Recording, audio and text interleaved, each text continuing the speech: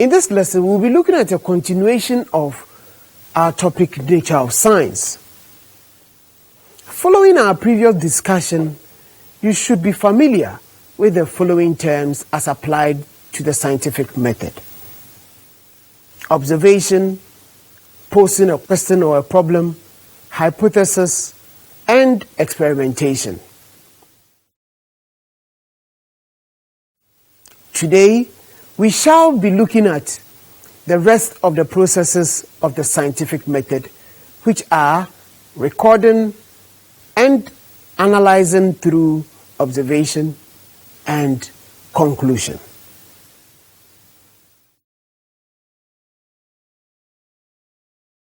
Now, before we go on, let us look at the objectives for today's lesson. By the time we go through this lesson, you should be able to record, analyze results, and draw conclusions on experiments or observations made.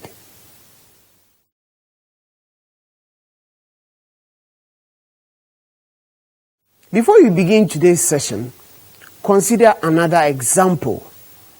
To demonstrate the minimum exposure time of light before starch can be detected in a leaf. In this experiment, 4 or more discharged plants, that is, plants deprived of light for about 72 hours, in a pot are prepared. And at this point, I want us to indicate the plants.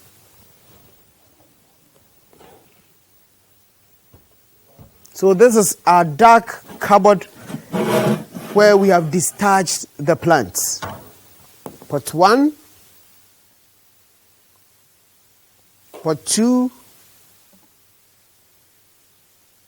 pot 3, pot 4,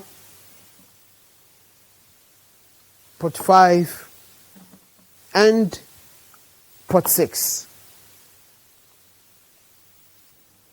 Pot 1 is placed in light for about 2 hours, and then a leaf is tested for starch. That is pot 1.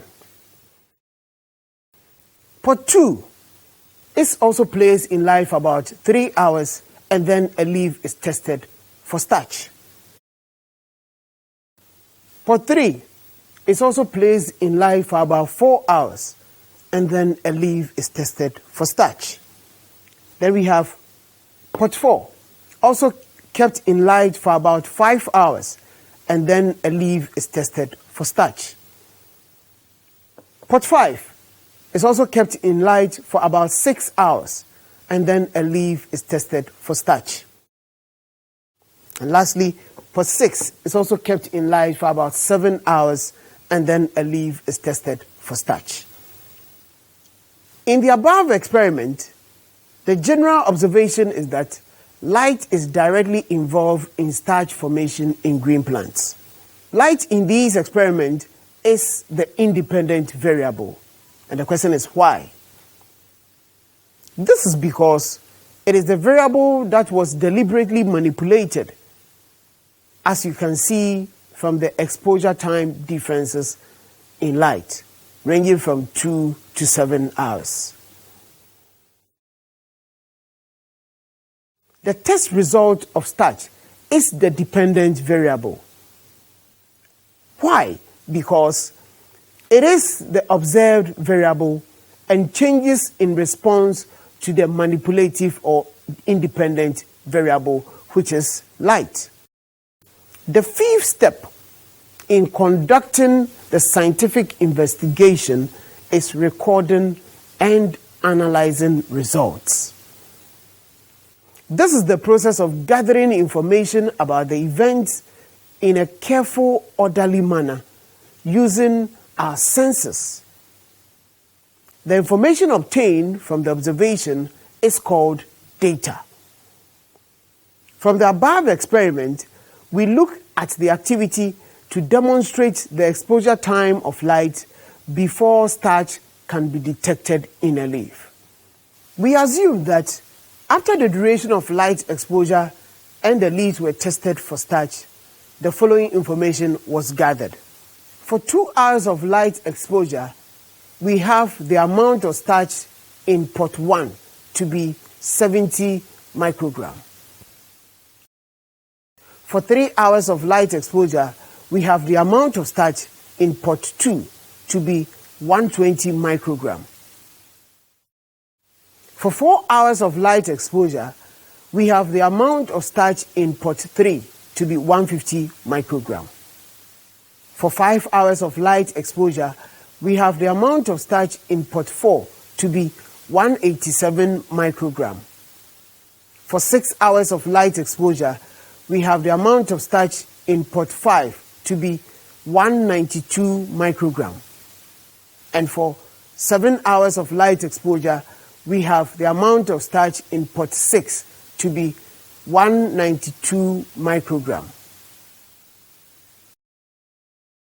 The information on the screen can be put under these 3 headings in a 3-column table.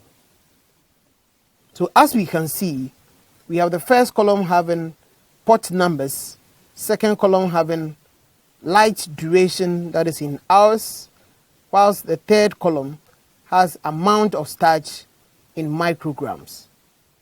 So for the first pot number, we have light duration to be 2 hours and a corresponding amount of starch being 70. For the second pot number, we have the light duration to be 3 hours and the corresponding amount of starch to be 120. For the third one, we have light duration to be 4 hours and the corresponding amount of starch is 150. For the fourth one, light duration is 5 hours and the corresponding amount of starch is 187. The fifth one, we have light duration to be 6 hours and the corresponding amount of starch to be 192. Whilst for the sixth pot, the light duration is 7 hours and the corresponding amount of starch is 192. The information gathered above and put in a tabular form, as you can see, is referred to as data. Scientists use data to make inferences or draw conclusions. An inference is a logical interpretation based on prior knowledge or experiences. These are done using charts, tables, and graphs to display our results and draw conclusions. Now we are going to put this data in a graphical form so we can analyze and make inferences. From the data provided, one can analyze that there is a corresponding increase in the amount of starch and the light duration. Meaning, as light duration increases, the amount of starch also increases. The sixth step is conclusion. The key assumption in science is that experimental results can be reproduced or further experiments could be carried out to check and test for unexpected results. As evidence builds up, a particular hypothesis may become so well supported that scientists may consider it as a theory. A theory is a well-tested explanation and unifies a broad range of observations. For the experiment conducted above, the conclusion could be to obtain maximum starch in plants, the plants are to be exposed to light for at least 6 hours. Now, in summary, today we looked at how to record, analyze data, and to make inferences by using experiments on plants. We looked also at how data gathered can be presented in a graphical form. We learned also how to conclude an experiment performed and then communicate your results. In the next session, we shall look at controlled experiments using the scientific method. All too soon. Our time is up, and I believe you've learned something today. Keep thinking, keep studying science, and answer the subsequent questions.